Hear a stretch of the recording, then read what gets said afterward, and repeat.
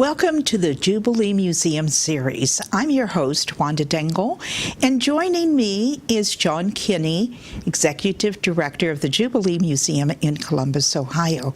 Welcome, Shawn. Hey, Wanda, how are you? Just fine. I understand there has been a flurry of activity at the Jubilee Museum these past 2 months. Can you tell our viewing audience what has all this excitement been about? Oh, absolutely.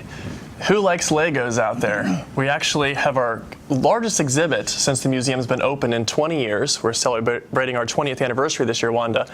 And Legos. We had the opportunity to have the Lego Vatican, which is really St. Peter's Basilica and Square. That was built by Father Bob Simon out of Moscow, Pennsylvania in the Scranton Diocese. And we had reached out to him many years ago and when he first built this thing, and now that it's traveling, we had the opportunity to have it at our museum for several months. And I think we have a photo of Father Bob Simon, do we not? We do. There he is. A great man, very funny, and he actually came and helped set it up. But it took him about 11 months to make this creation, and met with people in his parish that were actually math teachers. They printed off an image above from Google Images of the St. Peter's Basilica and Square, measured it, and figured out the dimensions, for the proper scaling of this. One issue you have with Lego is there's only certain sizes available, so you kind of have to go when it comes to scaling by what's available. But it's been a huge draw so far, and I tell you, you're looking at about 500,000 Legos. And I tell you, and Wanda, you've been up to see this. The pictures don't do it justice. It's way bigger than it looks. That's right. It's about 14 feet long and 6 feet wide. Here's another view of it. Yes, that's from above, so it gives you a little bit more of a scale perspective with somebody standing next to it as well. Just to put it in perspective of where you get this 500,000 Legos, the square where you see all the cobblestones, there are 44,000 cobblestones in that section. Very amazing, and they're just all laying there. One thing our visitors notice, and we kind of point out, we don't let anybody touch it, but I'll kind of reach over and show. Nothing is glued. It is actually frowned upon in the Lego world, and if the viewers who build large Legos and take them to conventions, you know that you do not glue these pieces. So everything has to travel safely and in a way that it's not going to do damage. So how long does it take to set up? Yeah, so it took him about 2 full days. Took 2 full-size minivans to bring this, and I'd say probably about 20 large pieces. The domes come off individually. The facade of St. Peter's Basilica comes off. The colonnade that you see that goes around has to be recreated every time he moves this. And then you're looking at the Pope Mobile and all the nuns and cardinals, and there's actually Elvis and Santa Claus, anybody you can imagine actually in St. Peter's Basilica there. And here we have a view of a Swiss Guard, and this is really interesting. You can actually look through there and see to the other side. So the facade is actually the one piece that he did first, and this is also the piece that you can actually see through, as you just said. So you can see the fancy Lego work that is imitating the marble in the hallways. And there's even little birds and things sitting on the perches. And again, the facade is the original piece he did. It took him about a month, a little over that, to create this piece, and also help with the scaling of the rest of the basilica. The only thing that's really not to scale, and he mentioned in his talk at the museum, was the square itself needs to be actually probably a couple feet longer, but just for the sheer moving of this, it was easier to just make it a little smaller. But it has been the many Lego conventions. He's won awards for this, and recently was at the Franklin Institute. So very lucky to have it here in Columbus, Ohio, in our little museum. And Franklin Institute is in Philadelphia. Yep. And here we see in one exhibit he placed the Pope on a balcony, but I know that in your exhibit he put him somewhere else. Absolutely. So again, this is a piece of art, and the artist can recreate and put things where he wants. So he gets the opportunity every time he sets this up to do something a little different. So he built the Pope Mobile. So right now he's got the Pope going through a public audience in the square. But many times he's been up in the balcony balcony on display, and just really neat to see, every time he resets this up, the people are in different places, and actually there's even a figure of Father Bob Simon himself. Yeah, there he is with his gray hair and bespectacled cleric with the cobblestones. You mentioned the cobblestones before. Yep. You can see there how tiny those pieces are. He allowed the staff and myself to, take Lego pieces. He brought tons of extra pieces to make ourselves, almost like you would. I know everybody's got Snapchat. You make your little emoji, it looks like you. Same kind of idea here, but with Legos. And that isn't me there next to him, but it could be with the long, blonde, shaggy hair. It could be. Maybe it is. Perhaps it is. Well, in relation to the Lego Vatican, you have some artifacts in the Jubilee Museum that are related to the Vatican and to a cardinal from Michigan. Can you tell us who this cardinal was? So Cardinal Mooney, when you walk into our museum, obviously the Lego Vatican hits you first thing, but we also do have a mannequin. And I said mannequin, Wanda. No, I call the other ones womikins because most of the time you can't find an actual mannequin. We had to order it. But Cardinal Mooney's red watered silk cape is on display in the main auditorium, and there's actually a photo of it. He was a very neat man, and these are the princes of the church. There's pride behind their clothing and pride behind everything that they did with the church. So spared no expense, and we do have his surplice there, his white upper cap over his shoulders, and then the red water silk cape, which is actually quite long. If it were his train were to drag, it'd be probably about 8 feet long. Now, another interesting thing that we have on display, we only have one of them out, but we do have the train bearers, their berettas. So they actually matched his outfit. So very similar to this beretta here, but they would actually be the ones to hold when he was processing into Mass his train. We do have other things as well that belong to him, including some of his shoes. And in the church, so we can't see his shoes here, but you can see a little tip of his red shoe, which would have been an everyday shoe for him. A lot of you remember Pope Benedict wearing the red shoes a lot. A lot of our popes going back have done that. But the church is full of symbolism in an extreme way sometimes, even down to the shoes and socks that the bishops and cardinals and the popes would wear, but very symbolic of the season and the time that we are in. So, for instance, if he was wearing black shoes, they could be used for everyday use or for requiems. That was the traditional color for a requiem, the vestments, the shoes, the socks. Could you explain to those who may not be familiar with that word what requiem means? So requiem meaning funeral, so death. And back in the old days, it wasn't just a color in the church. This was a color that was representative of, somebody just passing away. So if you were to drive your carriage through a little town and you passed a house that had a black wreath on the door, for instance, that was letting you know that someone in that household had passed away. Please pray for them. A woman would go in mourning for several months after the loss of her husband, either from war or from illness. She would wear all black to let the community know she lost her loved one, and that she's in mourning, and please pray for her. So this color was even extended outside of the church. But in the church itself, the requiem color was black.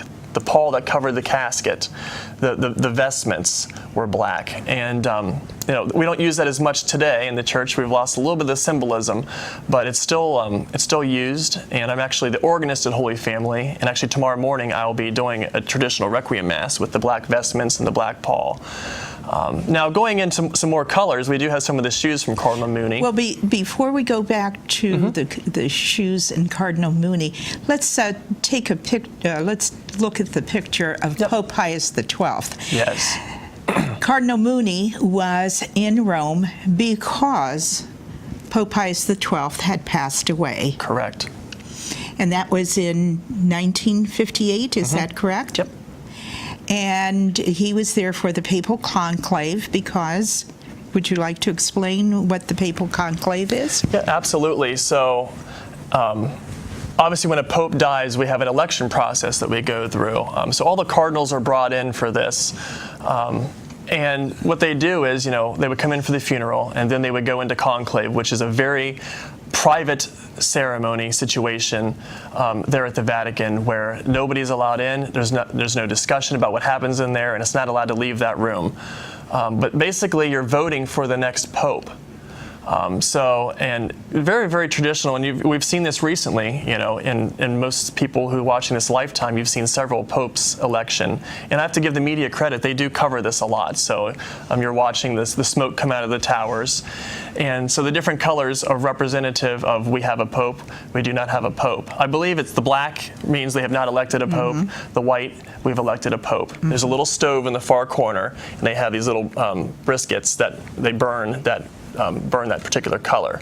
So every cardinal votes for who they think should be the pope. It goes in, they're counted, and whoever has the most ends up winning.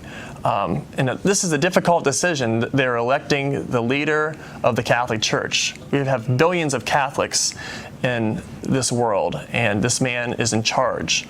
And there's a hierarchy of the church. The Pope is in charge of the church, down through the princes, the cardinals, down through the bishops, down to the priests, down to the deacons, and then obviously the laity, the sisters, and then the congregants. So it's almost like a web that you would use. It just branches off, but a very heavy responsibility that these cardinals, bishops, and then obviously the Pope himself have.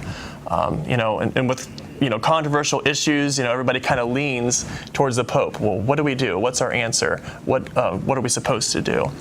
So, but the conclave's a neat thing. It's very historic, and long life to Pope Francis. But when he does pass, I encourage everybody, to keep an eye on this, learn the history. What is actually happening here?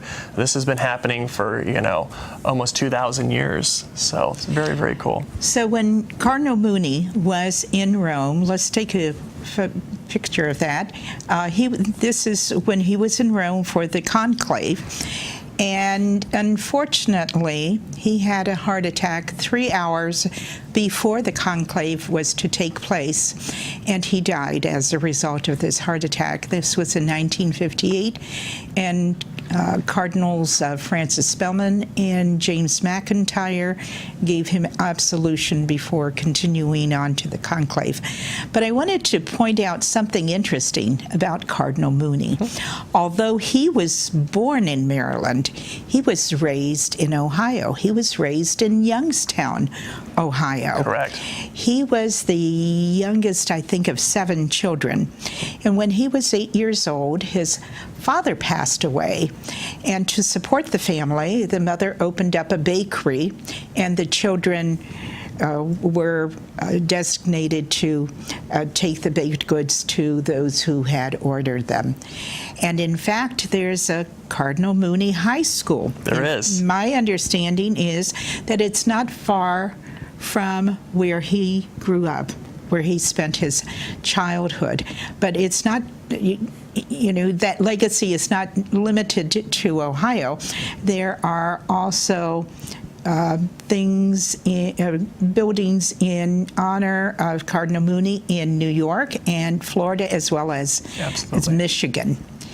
And so we have, as you said, we showed some of his Berettas, and you were talking about his shoes. Absolutely. So we also have his green shoes, which in socks, which were actually representative of ordinary time today, we call it in the church, but then it would have been time after Pentecost. So that would be used now. So if you were to go to a Catholic church, green is being worn most of the time, unless it's a feast day. We also have purple. When do we use purple? During Lent. Absolutely. Lent and Advent. So, and obviously, during the Lenten season and the Advent season, the purple is worn. But there is actually one Sunday, one weekend that we do not wear purple during Lent and Advent. And those are Gaudete Sunday, which falls during Advent, and Laetare Sunday, which falls during Lent. And there's only one way, they both mean rejoice. There's only one way I can remember that is Laetare, Lent, the L, and Gaudete. So that is the one Sunday. We're halfway through Advent. So we're rejoicing. We're getting close to the coming of Jesus through his birth. And then, obviously, we are rejoicing, close to Christ dying on the cross. He's going to save us. So both, interesting, of course, in the Latin, so in the church. But now, we don't have any pink shoes. I say pink, you know why? Don't ever tell your parish priest, oh, Father, your pink vestments are beautiful. They will go crazy. They're rose. So don't ever say that. But or you can just say it, but be funny about it so that he knows. So the rose vestments, which are used that weekend in representation of Gaudete and Laetare. So. Well, I also wanted to point out that there is a tailor in Rome, a little shop in Rome, that has been around almost as long as the United States has been a country. Right. The Gammarelli family, they are the sixth generation tailors. They are tailors to the popes, bishops, archbishops, cardinals, priests. They do all the clerical garments. And an interesting thing about the Gammarelli family is that they've become known for their red socks. Right. Some men want to be very fashionable, or I guess you could call them snob socks, and they can actually order them, but Gammarelli will not sell it to them. There is a shop in Paris that sells them. They get their socks from Gammarelli's, and they're red socks, and they cost about 20 euros, which is about $23 for a pair of socks. Can I tell you a secret? Yes. We have a pair of the red socks from Gammarelli, and they're actually with Cardinal Mooney's things, and I've tried them on. Oh, so we keep that secret. No one knows I tried on the Cardinal socks. They were actually still brand new in the package, never worn. Oh, but I tell you, by Shawn. they're comfortable. The Gammarelli tailors are known for their meticulous attention to detail, and from what I have read, the way their socks are put together is not that they're sewn at the toe, but it's the material, but they're sewn differently than the way most socks are sewn. They've got the angle around the heel, so it's completely cut differently, and they fit well. They're wonderful.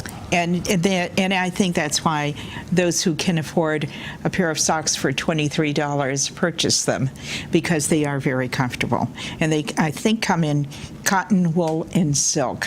So it depends on your preference of materials. But the Gammarelli socks are known, I guess, worldwide. And in fact, seems to me that a couple of the prime ministers of France have worn Gammarelli socks.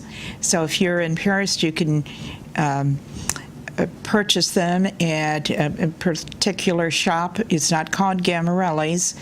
It's a French shop that will sell you Gammarelli socks, or you can purchase them online. But I can't believe they're not on Amazon yet. They will be. Maybe. They may be headed that way, but it won't be through the Gammarellis. It probably will be by someone who purchases socks from the Gammarelli family, because the Gammarellis still, I couldn't go in there and, order a pair of socks for my husband. They're specifically tailors for the clerics. So well, I tell you, I know something else other than vestments and things that the Gammarelli company does make, and something that non-Catholics might be wondering. Now, in the Lutheran traditions, you guys, even your bishops and whatnot, they wore mitres. Mm-hmm. So this is something else the Gammarelli company makes, and a mitre we've seen before. I'm sure you've seen. It's the cap that the bishop wears that comes to a point. Well, if we bring up the Gammarelli picture again, you can see there. Yes, there's actually one on display there in the front window. And this is a representation of hierarchy of the church. So a bishop wearing this, or the Pope wearing this. And it's interesting because during certain times of the Mass, if you were to go to a confirmation or something, you'll notice that the mitre is removed and put back on by the MC, the Master of Ceremonies, many times. There are certain times in the Mass where this is removed because we're hearing the Word of God. So that is the hierarchy, God. So that is being removed. We are just a humble servant, whether you're a bishop or the Pope. And then it is put back on while the bishop or the Pope is giving the homily. And just another interesting fact, kind of a little side note. For a lot of Catholics, you might not realize that the homily is not part of the Mass. So, and going back traditionally, another item that Gammarelli would have made would have been called a maniple. So it's just a little sash that would have hung off the priest's arm, and some of them got very fancy. And what would happen, this is representation of the Mass. You are in the Mass when the priest was wearing this maniple. Now the opening hymn, not part of the Mass. The closing hymn, not part of the Mass. So when they got up on the altar, they took their cape off, the maniple went on, then the priest would go over the altar and start the Mass. Even today, until the priest says, in the name of the Father, Son, and Holy Spirit, the Lord be with you, the Mass has begun. So the maniple's a neat thing, but before the homily, if you ever go to a traditional Latin Mass, you'll notice the priest takes the maniple off, kisses it, lays it on the missal, on the altar, and then goes and does the homily. Traditional Latin Mass, everything was in Latin except for the opening and closing hymn, which were optional, and the homily. So that was for you. So it's actually a symbolism of him leaving the Mass, and then the first thing they do before the creed when they come back, the maniple comes on, and then the priest goes into the creed. So it's just something interesting that you may not have known as Catholics and non-Catholics alike. And again, the early Lutheran Church, for the Lutherans who watch this, these same kind of rituals, were carried into the early Lutheran Church with the vestments and the colors. And I think a lot of high Lutheran churches still use these things. And I'm sure Gammarelli even probably provides some of the Lutheran churches with their materials as well. Well, that's very interesting, and I'm sure our viewers loved hearing some of these things that you've been telling us. And I know that, we are coming to the end of our program. Could you please tell us what is coming up in September at the museum that might interest our viewers? So going back to the Lego Vatican, we're lucky to have this from June all the way to October 1st. So don't wait to come see it. If you haven't been to the Jubilee Museum, this is your opportunity. Come see what we're doing, and use this Lego Vatican as your excuse to come before it leaves. It is truly spectacular. And while you're there, we'll explain to you the history behind that building. We'll explain to you the history behind the Vatican, and all the way back to the history of St. Peter's crucifixion there on Vatican Hill. The history behind that is amazing. And even if you aren't able to come see the museum, I encourage you, look up the history of the Vatican property and of, even going back to Michelangelo and the architects and the designers of this beautiful facility. So that's there to October 1st. Come and see it. Another thing to mark on your calendars is coming up. It's going to be around the corner already. I can't believe I'm going to say this, but Christmas is coming. I think I saw a countdown. We're 128 days away from Christmas. But one of our biggest displays, and actually, as you saw in the intro video, that was taken during our Christmas time, we have nearly 450 nativity sets from all over the world. That exhibit will open the day after Thanksgiving and run all the way through Epiphany. So you've got about a 6-7 week period to come see all these nativity sets. And we don't just have your typical ones you'll find at Hobby Lobby. We do have those, but we have sets from all over the world. And actually this year we've had about 40 new sets come in, Wanda, that are carved out of lava rock and all kinds of things that you may have never even seen before or could imagine for nativity sets. We also have some lectures coming up too. We have a lecture coming up. It'll be on the calendar here probably the next few weeks on our website. But one of our local architects is going to talk about church architecture. And we also are going to be hosting an organ crawl. One of the reasons I'm involved with the museum are the pipe organs, and we do have several playing instruments in the building. But come to the museum and experience our pipe organs, but if you want to really go even further than that, come on our organ crawl. So basically, you come to the museum early in the morning, we'll have coffee and donuts. We get on a coach bus, start our day at the local organ company, see how these things are restored and built, and then we're going to go around town and see all these really, really large instruments, and you'll get a chance to play them and go through them. Our cathedral is actually one of the instruments that is on the list. We're working on the Pontifical College Josephinum and actually the big Congregational Church downtown in the Ohio Theater. So that is going to be on our calendar. That's towards the end of October, so check out that event. And we're also working on, it's not solidified yet, a few years ago I did a cemetery tour. So of all the Catholic cemeteries, and we talk about, the history behind, the Requiem Mass and the burials, and we'll go to some of the large cemeteries here in Columbus and see the history, not just Catholic cemeteries, but all over the place. It's kind of interesting, the knowledge. There's actually a lot of cemeteries that are under your feet literally when you come to Columbus that you have no idea are even there because the headstones are gone. So a lot of knowledge. There's a lot of history. There is a lot of history. So if you like history, don't wait to come to the museum. Come see the Lego Vatican.